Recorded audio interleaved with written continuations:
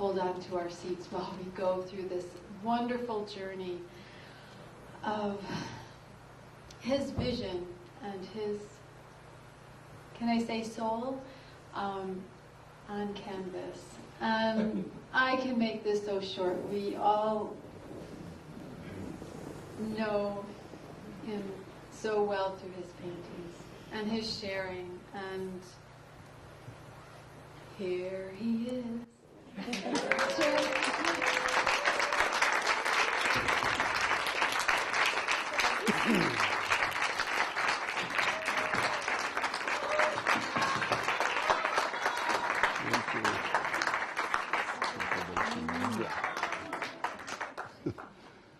Let's get right to the slideshow. Here we go. I wasn't always as handsome as I am now. This is what I looked like when I was 22 years old in New York. Looks like I have a case of jaundice there. Anyway, so let's get to the first slide. I did this quick sketch of my father from life. It's a picture about 12 inches by 16 inches or so, 18 inches maybe high, of my dad's in a overcoat and his hat. And I'm older now than he was when I painted that.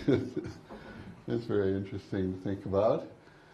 And I was in about my second year of art school at the American Academy of Art. And as you can see, the influence here of, Zorn, Sargent, Sorolla, the rest of it. This is a brush painting where the emphasis is on brushwork. And also, you can see how I posed him. I don't remember if I did it deliberately or not. With cool light on the right side and a different light coming from this direction. I'm not sure what this light was. It looks like sunlight because my shadows are blue.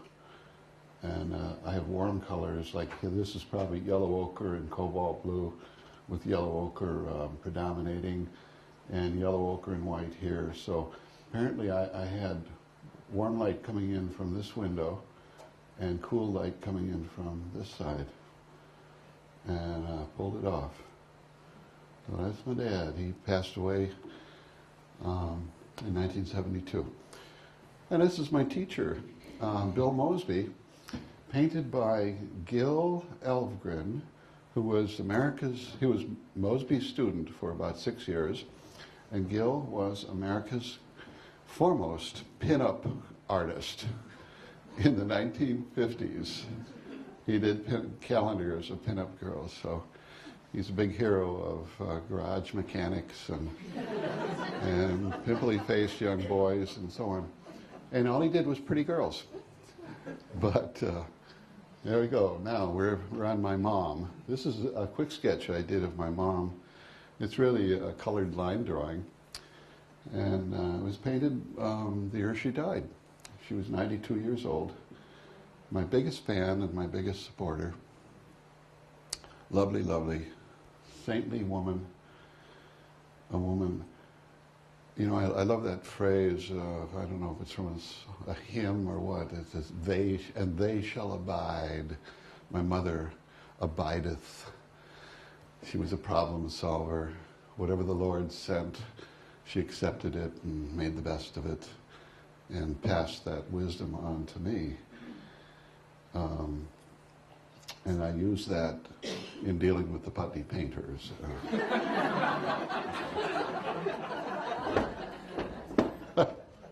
No, they're a sweet lot, I think. This is, okay, you saw that picture of me in the beginning, the artist as a young dog at the age of 23. Well, this is what kind of painting I did at the age of 23. I moved from Chicago to New York after I was out of the service, and I lived down in what is called Little Italy in Lower Manhattan, and it was illegal to live in the places we lived in. They were the old factory loft buildings, the sweatshops of the 19th century. And I had a studio loft on the second floor of a building, and the rent was $60 a month in Manhattan, if you could believe that. Next door were 3 or 4 girls in an apartment, an old tenement apartment, and they'd come in from Redondo Beach, California, and they were drama students at the new school, studying with Lee Strasberg and so on, and they were next door, and they were fascinated with us young artists, of course, because we were so fascinated. There were 3 or 4 other kids living in the loft with me to share the rent, and this was one of them. Her name was Milora Conway, and she made it big time eventually and lit Desilu Productions and some of the Perry Mason series. This is my twin brother, folks, my twin brother George. Everything I am, he is not, except a nice guy. I love him. We grew up together, always watched out for one another.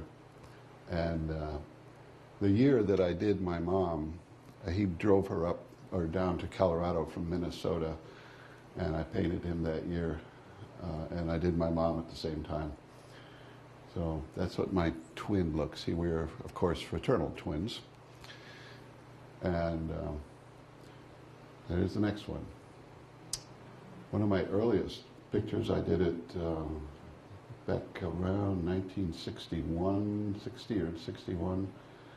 It's a little altar boy, or a little boy with a altar boy surplice on. And at this point, I was interested in the Italian painters of the late 19th century, the Italiano Ottocento painters. And Mancini was the best of them, Antonio Mancini.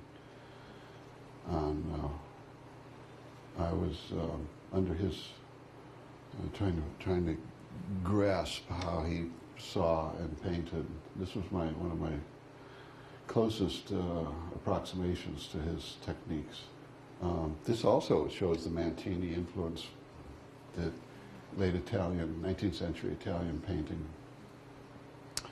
This is my niece, Kathleen, and I did her at the age of 3.5 or 4. This is one of my favorite little paintings. This lovely little girl, neighbor's girl, when I lived in Connecticut. It's when I learned how to do braided hair in oil paint. But look at that ear, isn't that a great job? Huh? Little kid's ear. Kids' ears are different than grown-up ears.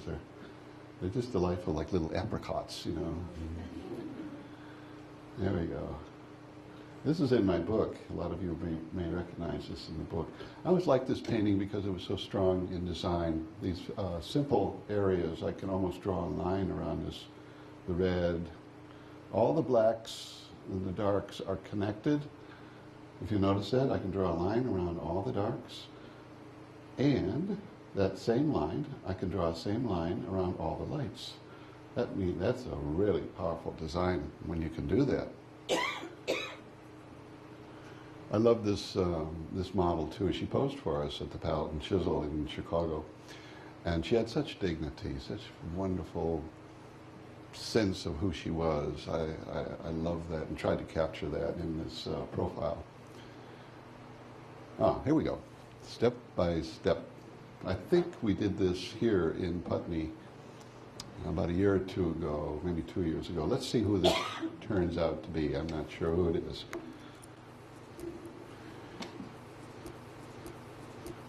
This is a typical what we call block-in, where I'm concentrating on simplifying the value areas in his face.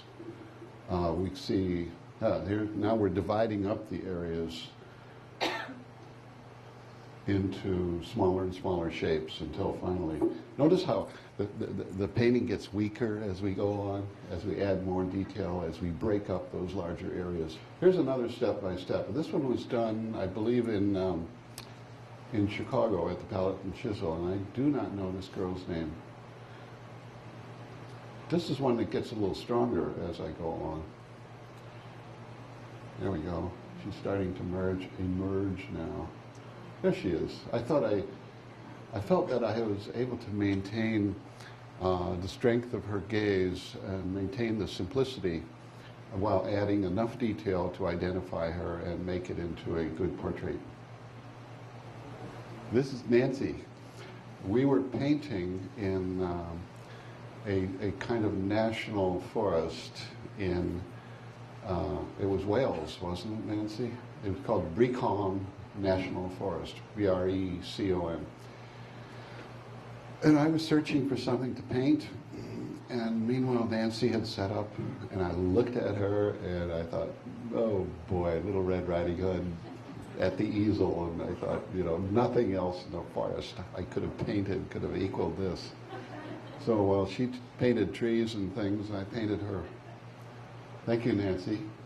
And this is a young lady, she's an art teacher, and that's her reading the morning paper. This lovely lady posed for us in Fort Collins, Colorado. Or she posed for us at the Loveland Academy, but she lived in Fort Collins. I always thought she had such a sweet, sort of wistful, almost spiritual look to her, if I may use that word. And turns out she is the chief parole officer in the county. That county that we lived in Colorado. Tough. She used to carry a pistol while she posed for us. This young man posed for us back in Chicago. And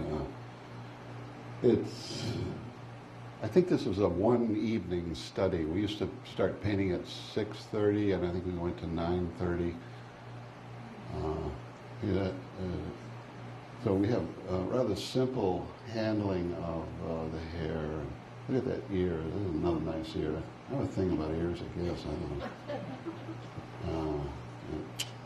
Helix, antihelix, tragus, antitragus, conch, and lobe. I always remember that. It's like a litany I learned in art school. As I learned the cartilages of the nose and the muscles going around the mouth and so on. It's all in the book somewhere, I guess. Here we go. A study in edges, the use of edges. See this, how we have lost and found edges. See how that edge is lost into the background, and then we get a hard edge over there. How these soft and hard edges define the form in a way that a line could never define the form. See?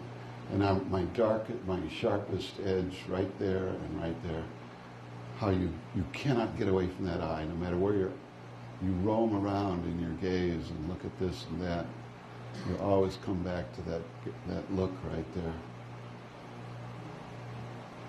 The idea that goes back to the French Academy in Paris in the 19th century, going back to the very early part of the 19th century, carved in stone over the entrance to the French Academy is I can't say it in French, but it translates out to this. It says, well drawn is well painted.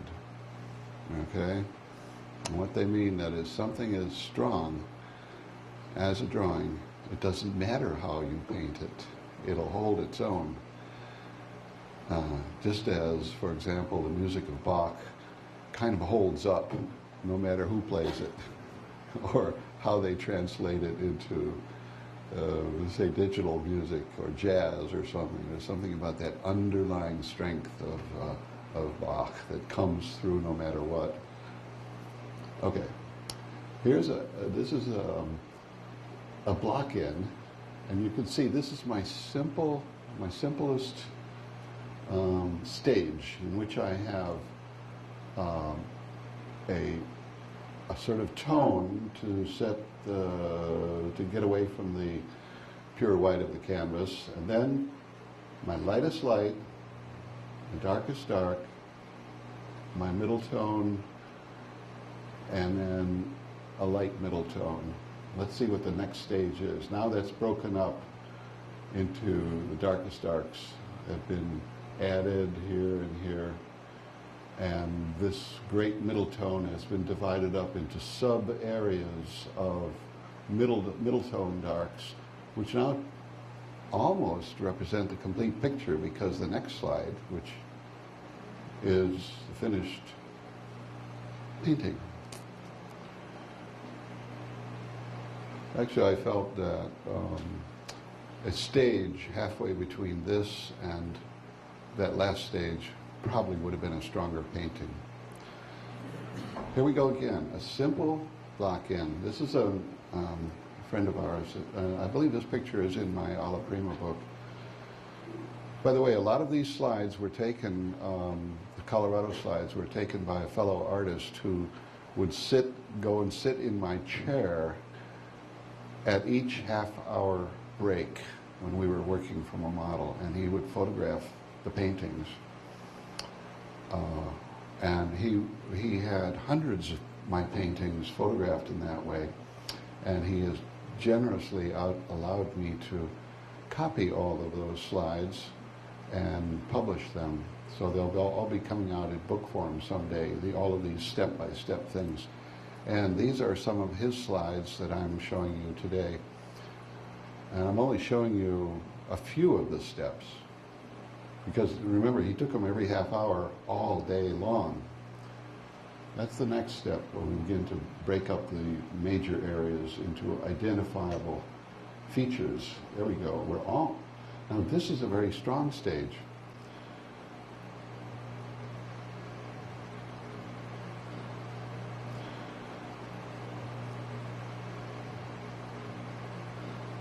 I think I kind of kept this painting where I wanted it. Let's see the next one. We have another sequence shot here. Now he shot this from the side. He wanted to get the whole painting, and it's a little bit out of focus, but it can show you, this is just the stage just past my initial block-in. There's hardly any paint on here, and by the way, it's life-size with hands, as you can see. There, we're a little bit, we started to add the features. See, if we go back to the last one, see, the features aren't really there yet, except the eyes are just a little bit suggested, and the hand is a little bit suggested. But the whole thing now, I know where everything is going to go, because this is the function of the block-in. It's your roadmap to the middle part of the painting. For those of you who are chess players, you would call that the middle game. See, now I really haven't done much to this hand, but now I've really started to nail down the eyes, the nose, the mouth, the hairline, all of the halftones in the forehead, and the ears. I am now ready to use these points to measure from there to exactly where that hand is going to be and exactly where her blouse is going to come in. Let's see if I was able to pull that off. Yeah. And that's pretty much the finished painting. A little out of focus, but there it is.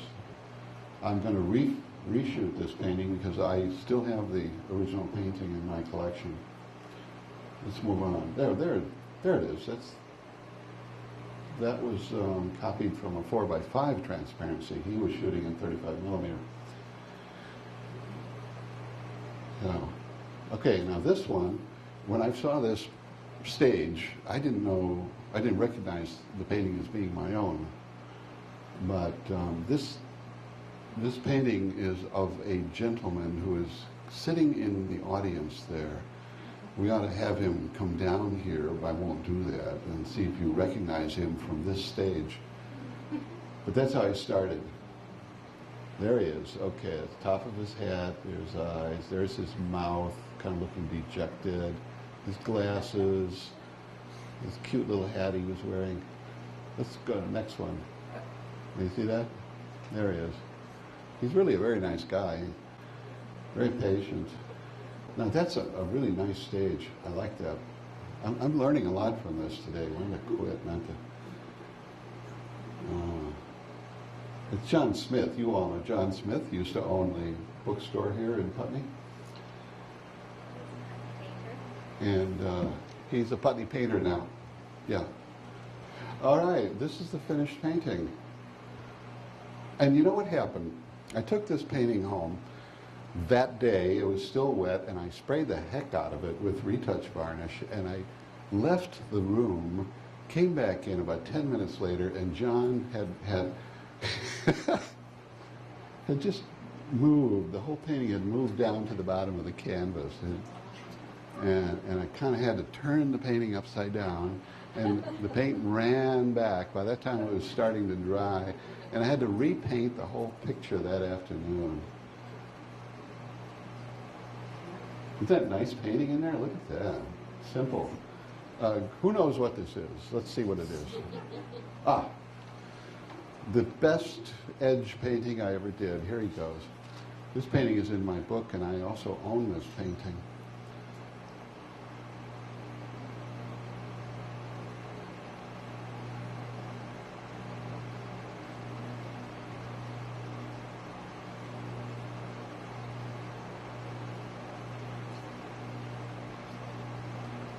Yeah, I put this just to show you I was really there. Okay, and there's my guy, and there's there, and that is the back of my head right there, my ear. I still have that shirt. I just put, I just threw in a bunch of paintings here. This is just a lovely girl that posed for us. I don't remember if it was Chicago or Colorado. I'll have to look it up.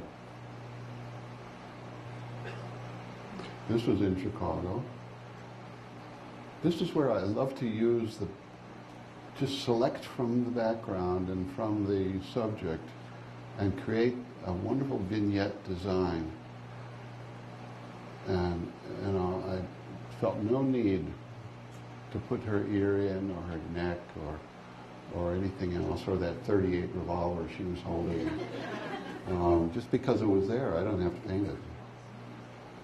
And this lady, this was a lady who used to pose for us in Chicago. And she's a lovely person.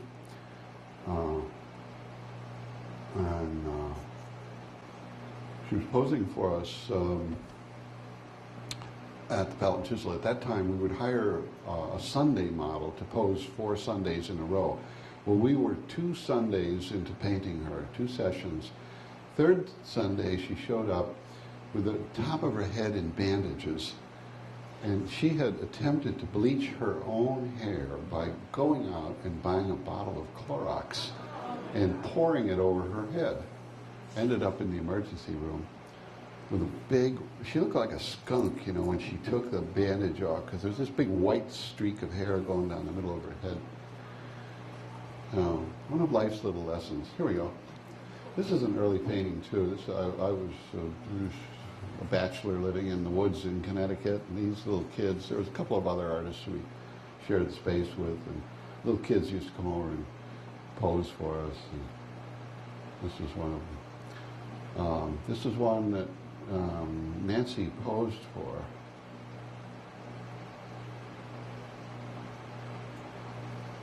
And here's another sequence painting. The red, digitally, red is a real challenge for the digital world.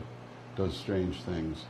But I always like this stage of the picture, but you'll see him in the stages I go through here. Let's just go through them.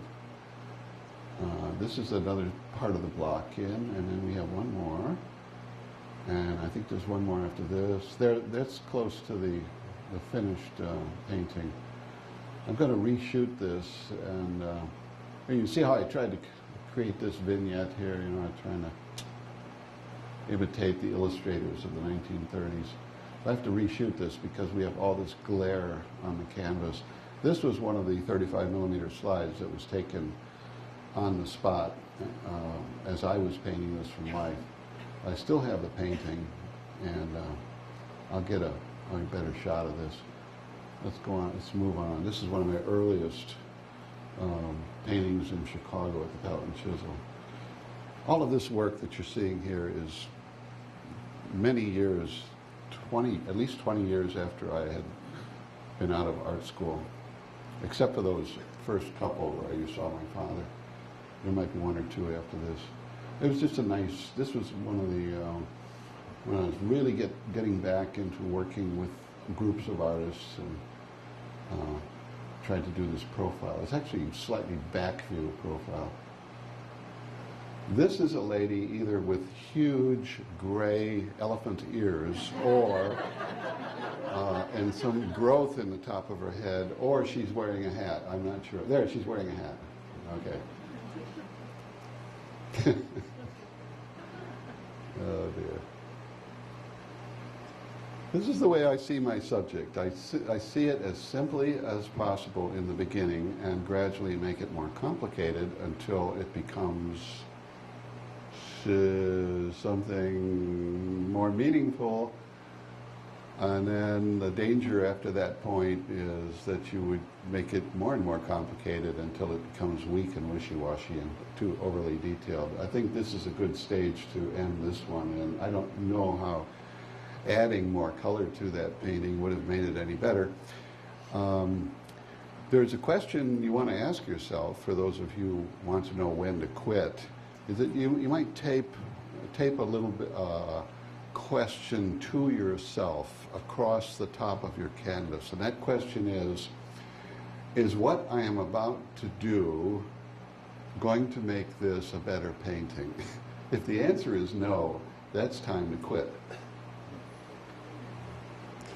Here we go. Now this is really powerful.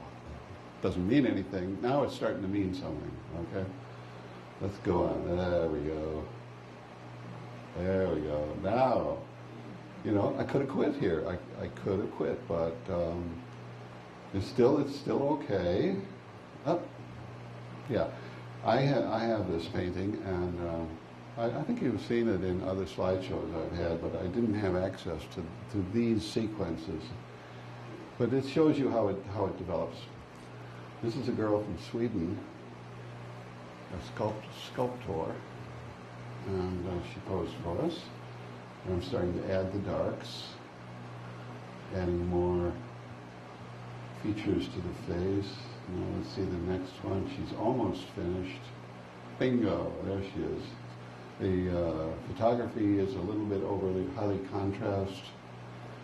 The man who was shooting these probably had very fast film in his camera, 35mm film, which was then scanned into a computer, digitized, and then projected through a PowerBook laptop, and from there into a laser projector, onto a screen, reflects back into your eyeballs, onto your retina, an electrical impulse into your brain, and that's what you see. Isn't that nice? Okay. This is a young lady who I went to high school with. I met her when I was 12 years old. She became my first wife, mother to my 3 children. She passed away at the age of 50. She would have been 50. She had cancer. And I did this when she was probably about 35 or so. Charcoal drawing on paper. That's my first German Shepherd. I was not married to him. He died at the age of 13, my faithful companion for many years. And this was my first Conte crayon. I did it on a piece of paper, and I did it from life. He was a very obedient dog.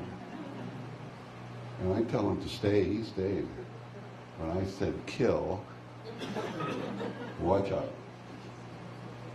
I painted this with Nancy in the kitchen, our kitchen in Colorado when we lived there. It's an oil painting, very small, 8 by 12 inches. You have that, don't you? No, somebody else has that. Not sure who this is. Oh, this is a red-headed guy up in Colorado. This is a guy, okay. There he goes. There's a lady with a mustache, I think. There we go. He posed for us many times. He eventually grew a full red beard. He is the reddest redheaded guy I ever saw, a strawberry redhead. And he grew a big handlebar mustache, came out past his ears, and then a full red beard, and those blue eyes. This painting I always loved. It's the young lady who posed for us. I don't remember her name, but I maintained the strength of this portrait. I think I maintained some of these lovely brush strokes that were there. Let's see if I saved any of that stuff. I'd lose it. She's still there. There she goes. Ah, I lost it. But she's got that. I don't know how would you characterize that expression? Anybody got a strong? No. None of you are reacting at all, are you? Nobody wants to say anything. No. Okay. She's not too sure about me, but I could tell that by her look. Here's another one. Another type of block-in. Very loose. This is very flat lighting, which didn't lend itself to a strong block-in. It didn't have clearly identifiable shapes to it. So she is going to emerge like she's coming out of a fog. Like this morning, that fog we had this morning. There she is, a little bit apprehensive. There she goes. Here's another one, approaching to us. None of these photographs I took. I just thought you'd be interested in seeing what things look like at stages when I'm working in a group. This one is in the book. I always felt I caught her, a marvelous look of rapt attention and high intelligence. Here comes a guy, he's going to pop out. Watch him pop out here. Bingo. You wouldn't believe it, but he was falling asleep as we painted him. A wonderful young man from some country in Africa. And he was employed as the soccer coach, I believe, at the Putney School. Am I right, Rosemary? Yeah. Yes. And his nickname was Socks. Everybody knows who Socks is. And I guess he'd had a bad night before he came to pose for us because he kept falling asleep and kept throwing things at him to make him wake up. So, there we are. You want to see some more? Okay, let's keep going now. Let's see who this is.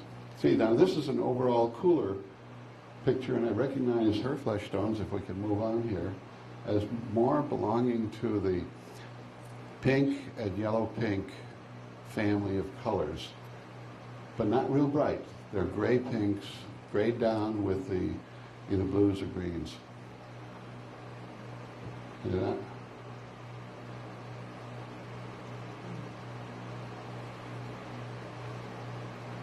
Now you see, this is interesting how I started out here. This is my wash that I put on with mineral spirits and probably a little cobalt blue, a little transparent oxide to give myself a cool sort of gray brown, wiping it off so that it just represents a light middle tone to kill the white of the canvas.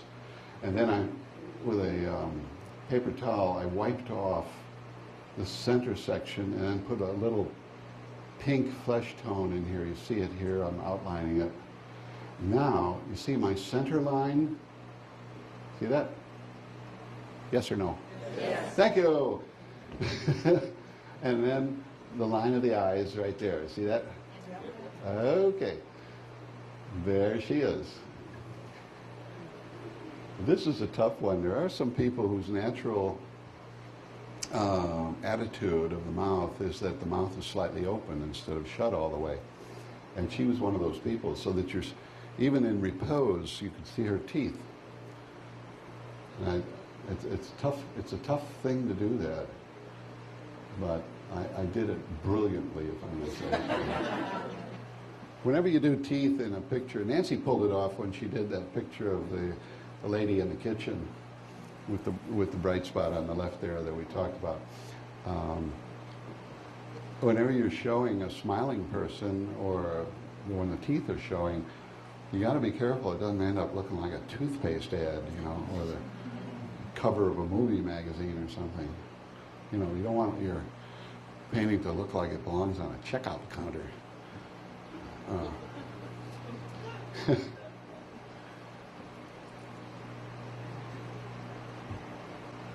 Unless it's the checkout counter at the Metropolitan Museum.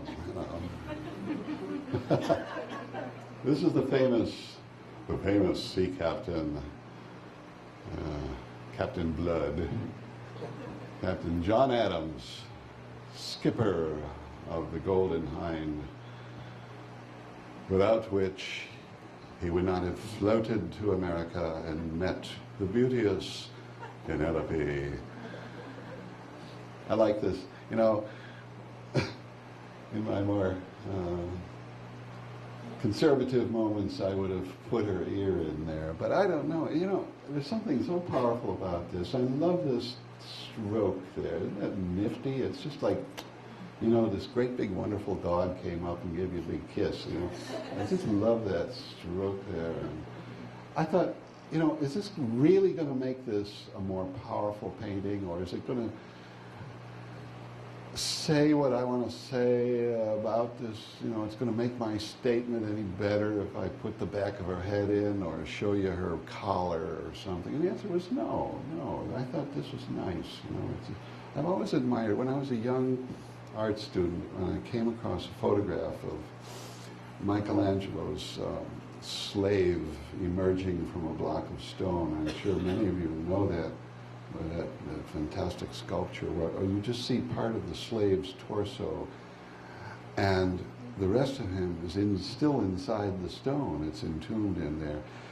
And the power of what he did sculpt and bring to a finished stage is so strong that your imagination takes over, and you imagine, what if he had done the whole thing? See, he didn't. And so your imagination makes what was unpainted even more powerful. See, so Michelangelo was, even though he didn't know it, was a great psychologist in that respect, in that he's making you do all the hard work and making his work stronger than he has to make it himself. And I felt the same way about painting, that many sketches were more powerful for the fact that they were unfinished because of the power of the part that was finished. Okay, let's move on. I run off at the mouth like this. Okay, this was I call him the Beaver Man because he claimed he was half Indian or something, and he wandered around the West giving demonstrations to school children. He had a complete old guy beaver trapping outfit that he used to wear, made out of beaver skins. And he posed for us. Here's another old cowboy, a working cowboy, as a matter of fact, in Colorado. Looks like the Marlboro Man, but he was a real cowboy. Tough guy, but a nice guy. I think I stopped at this stage. Yeah, I did.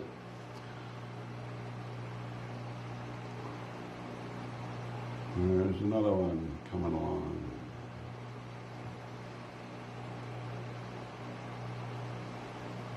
This guy was a pastry chef.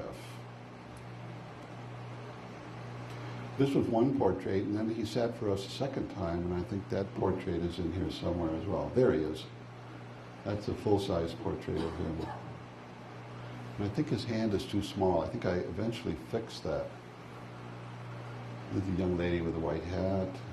The hat was one of those hats that doesn't make any sense. The hat had a hole in the top where her head poked through. You know, decorative hat, not a functional hat. This is the great Rose Franson. And Nancy went to school with Rosie. This is a picture I did of a young lady named Diana York. What a beautiful name. This is oil painting, but the challenge I gave to myself was to try and make the oil painting look like a pastel. And there it is. That's a close-up. And this is a very early portrait I did of an artist at the Palatine. It was back in the days when long hair in men was very fashionable.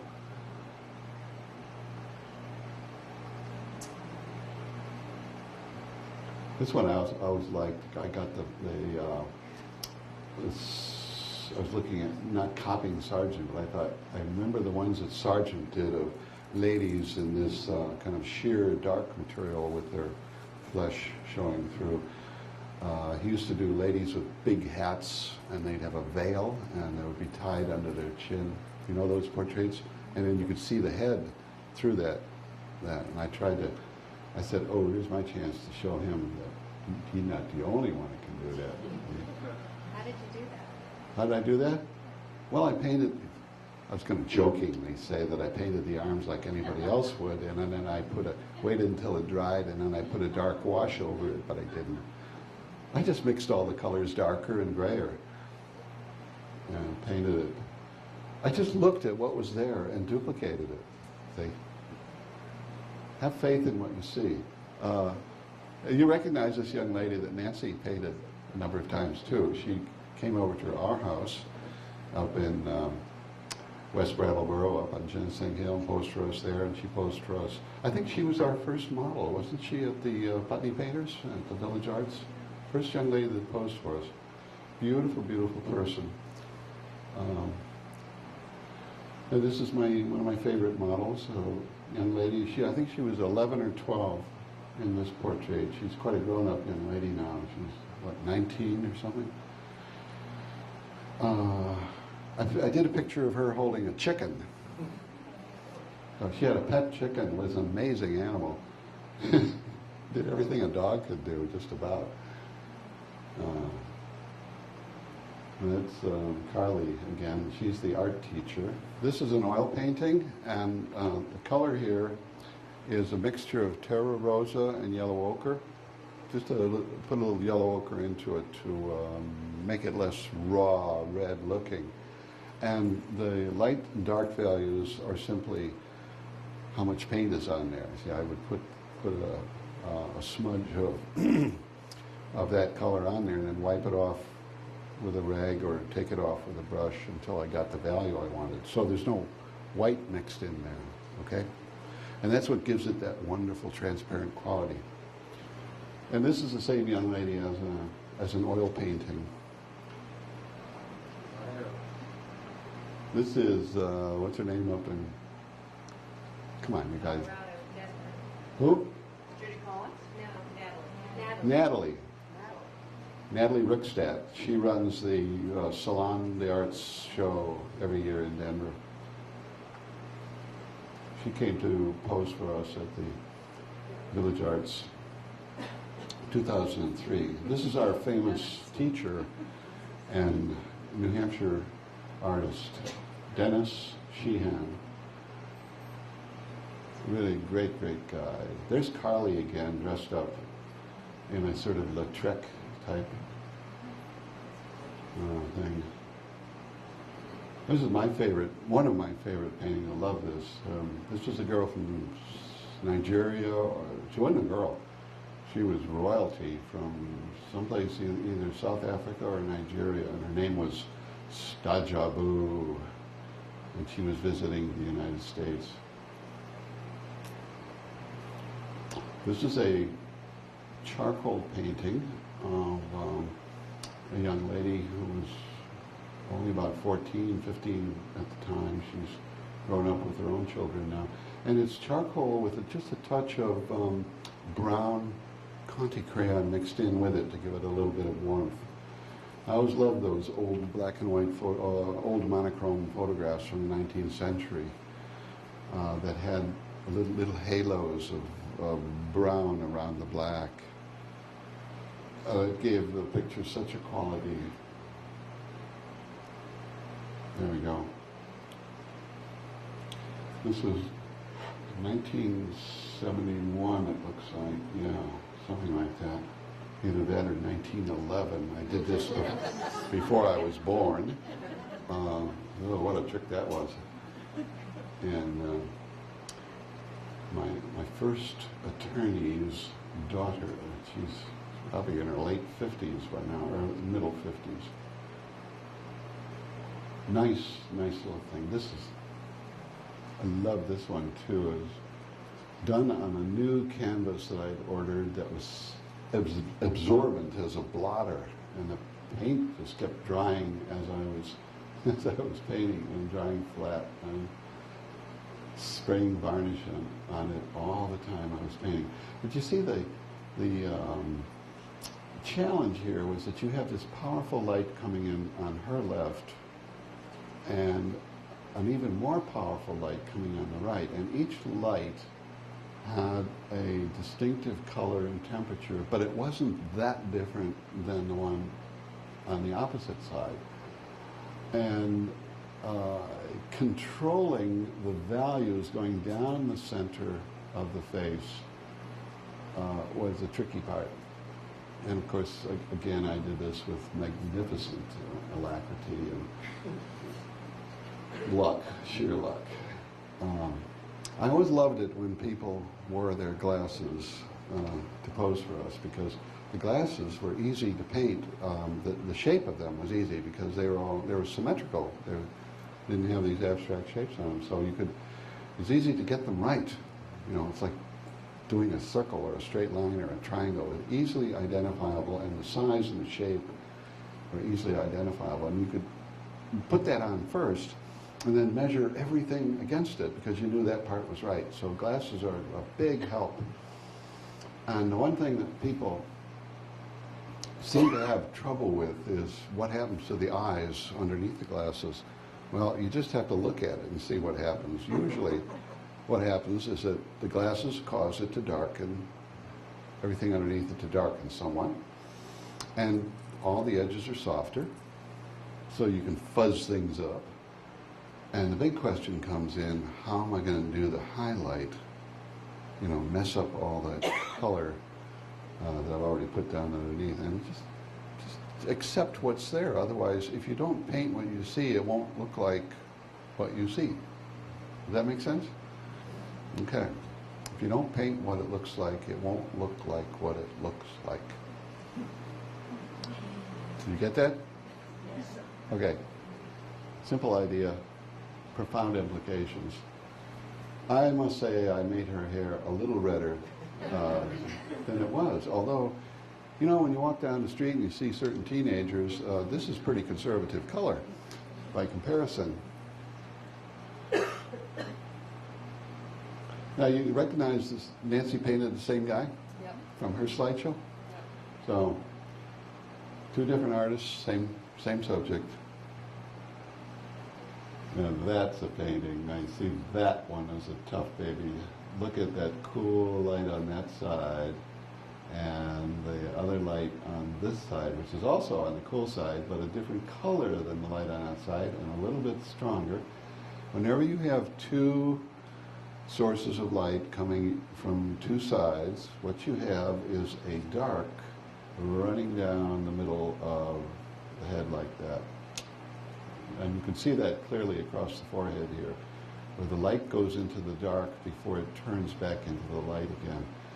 This is really a challenge in controlling values and temperatures of mixtures and the rate at which they transition into one another.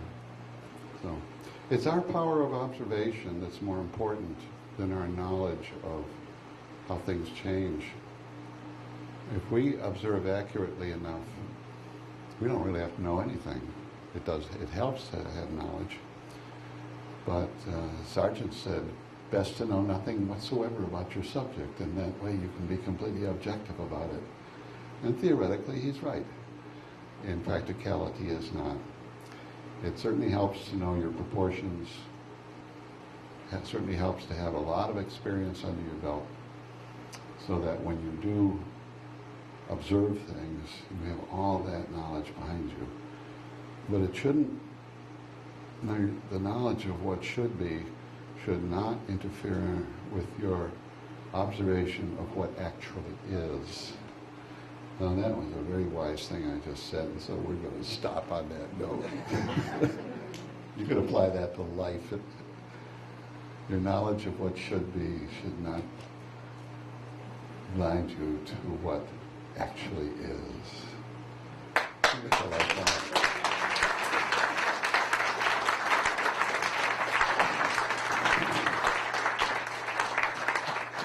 Thank you so much.